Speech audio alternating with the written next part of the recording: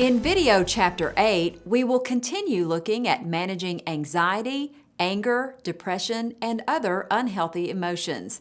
But in this part of the video, we will mostly focus on anger and anger management. Anger, like anxiety and depression, blocks our pleasant emotions of contentment and calm. Also, anger can damage our relationships and prevent us from attaining important goals in life. Please allow about 20 minutes to view and study this video chapter 8. If you are reading the SOS book, please read chapters 7, 8, and 9, which correspond to this part of the video.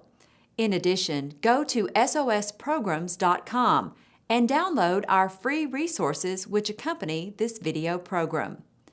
Dr. Clark will describe how people anger themselves with their beliefs and self-talk, and how they can reduce their level of anger. Anger is a serious emotional problem for many people. Although anger is only one of our unpleasant emotions, it causes more damage to people's lives and relationships than anxiety and depression combined. Manage your anger, or it will manage you.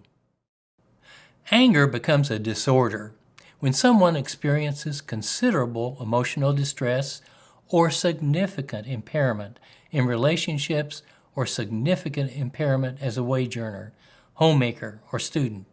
The chapter on anger in the SOS book describes several kinds of anger disorders. Let's meet Carlos. He believes that his girlfriend and her behavior are the cause of his anger and violent behavior, rather than his irrational beliefs and self-talk.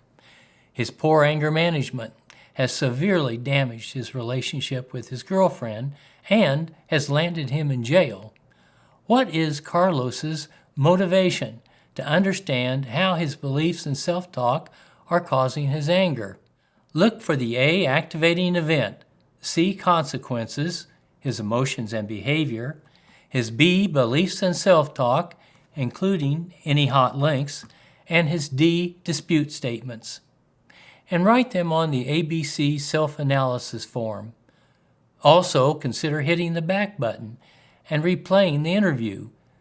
Do find all four parts, the A, C, B, and D.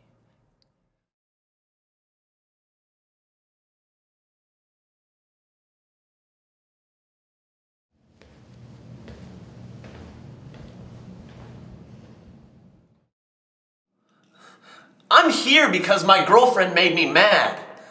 Her and her father had me put in here. She should not have been late picking me up after work. I can't stand waiting on people. She knows that. She was late and I got mad and roughed her up. She can be so stupid. And I've been under a lot of stress. I guess I slapped her a couple of times. I popped her ears. Later, I told her, I think we can work things out. We worked things out in the past. I just need to talk to her, and I can't talk to her until I get out of here. Her father needs to stay out of it. Sometimes people just get caught up in things. I'm here because of her and her father.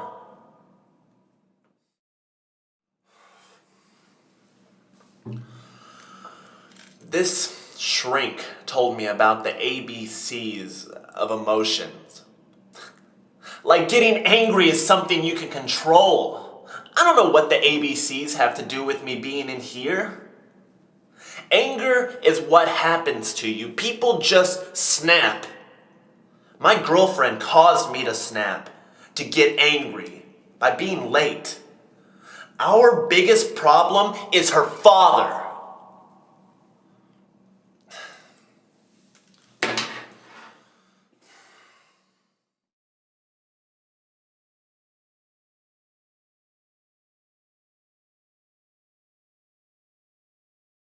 I bet that you couldn't find D dispute, because it isn't there.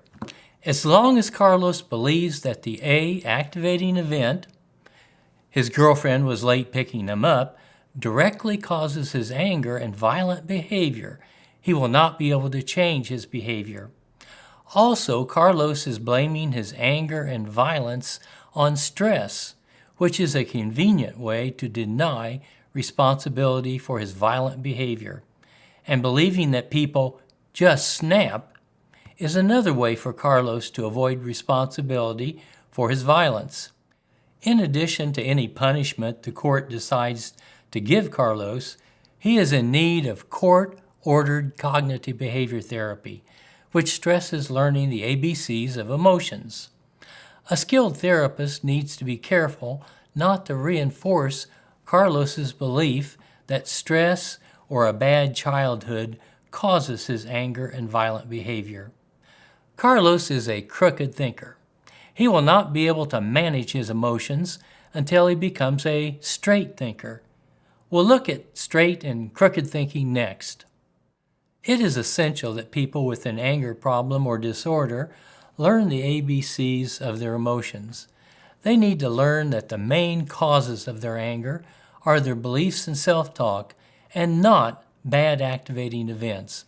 It is especially important that people with an anger management problem learn to avoid blaming their anger on stress, pressure, frustration, a bad childhood, or other people. People with an anxiety disorder or depressive disorder usually admit that they have an emotional problem. However, people with an anger disorder usually think crookedly and deny having an emotional problem.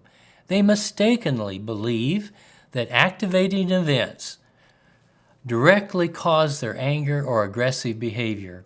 They irrationally believe my emotions, including my anger, are mainly caused by what happens to me, and other people and bad, frustrating events mainly cause my feelings and behavior.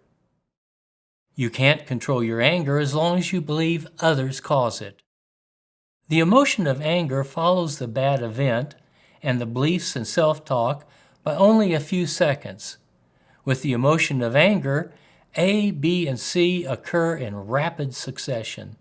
This makes it challenging to help a person with an anger problem become aware of his or her beliefs and self-talk.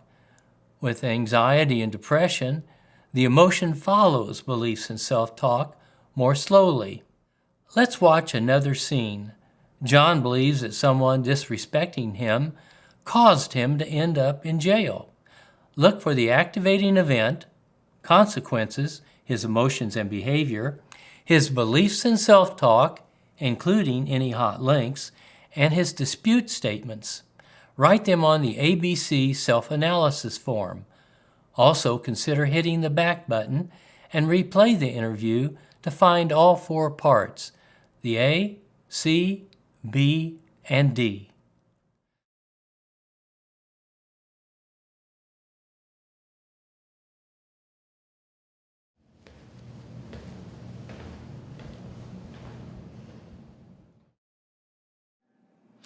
I'm here because someone made me so mad that I hit him. I was working at the chair factory. This damn SOB called me a loser and some other things.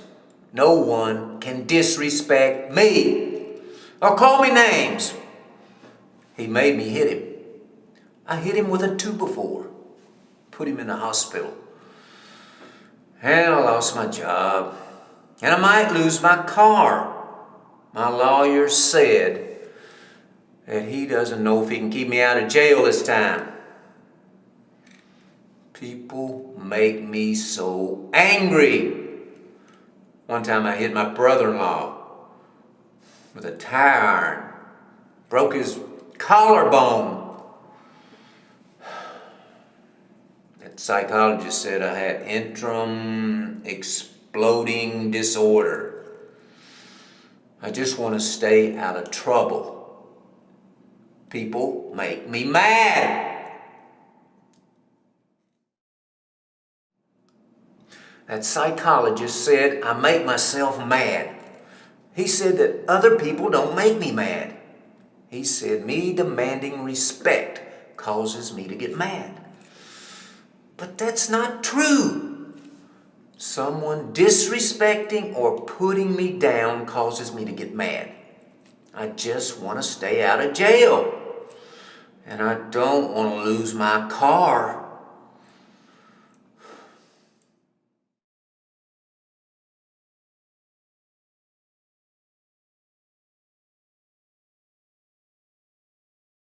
There is no D-dispute statement because John doesn't believe that his anger, rage, and violent behavior are a result of his B beliefs and self-talk. He is a crooked AC thinker.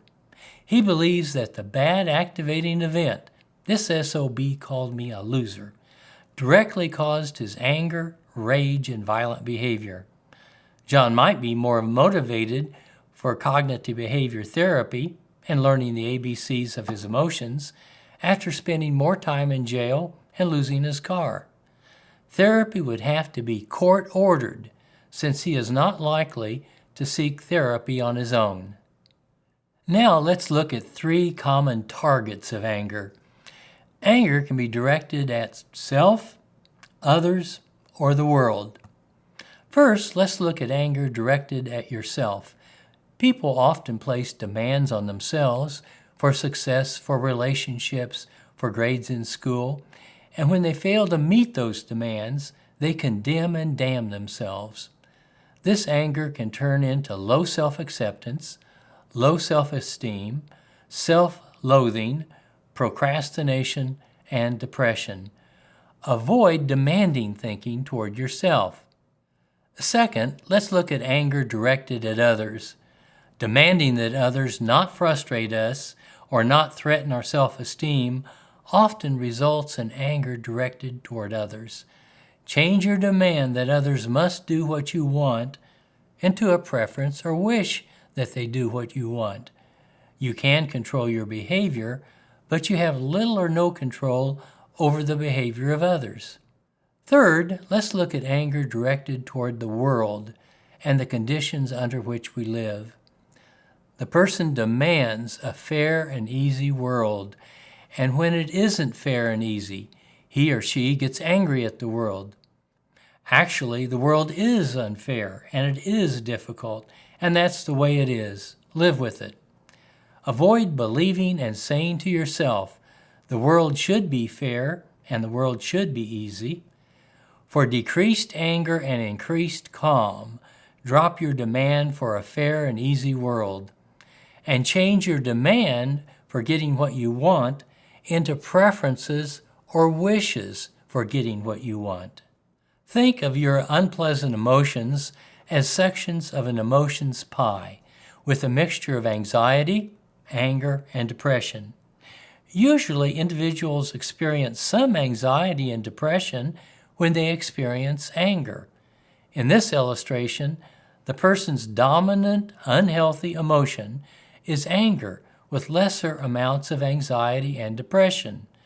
Being able to manage your emotions partly depends on your ability to identify and name your various emotions. Do work at recognizing and labeling your emotions. Use SOS methods to get yourself unangry. We have 3 choices of what to do with our anger. Put a lid on it, hold it in, let it boil over, express it, or turn it down. Do turn your anger down by managing your beliefs and self-talk about bad events. Many people believe it's healthy to express your anger. However, expressing your anger causes increased blood pressure and causes your blood to clot more quickly. But holding your anger in causes the same damage to your body. Your beliefs and self-talk control your anger like a knob regulates temperature. Control the intensity of your anger by changing your beliefs and self-talk about an obnoxious event or the wrongful behavior of another person. Just as you would remove a boiling pot from the stove, remove yourself from an upsetting situation. Leave a setting which is about to trigger your beliefs and self-talk, causing your anger. What else can you do with your anger? Replace anger with annoyance. Annoyance is a healthier emotion which is easier to manage. Don't get angry, get assertive. Be assertive without making yourself angry. You are more likely to get your way being assertive than being angry, and you are more likely to preserve your relationship with the other person. Also, when angry about a bad situation, complete the ABC self-analysis and improvement form. To summarize, anger causes more damage to people's lives and relationships than anxiety and depression combined. Manage your anger, or it will manage you, your relationships, and your success in life. It's not the obnoxious situation, the activating event, that angers us. Our beliefs and self-talk about the obnoxious situation mainly cause our anger. It is important that people with an anger management problem learn to avoid blaming their anger on stress, pressure, frustration, a bad childhood, or other people. Blaming anger, rage, and aggression on these things is only making excuses for poor anger control. 3 targets of our anger are self, others, and the world. Avoid believing and saying to yourself, the world should be fair and the world should be easy. For decreased anger and increased calm, drop your demand for a fair and easy world. We have listened to a couple of people describe how their anger and poor anger management have damaged their lives and the lives of others. We have 3 basic choices of what to do with our anger. Hold it in, let it out, or turn it down. Do turn your anger down by managing your beliefs and self-talk about bad events. Believing it's healthy to express my anger is a self-defeating myth.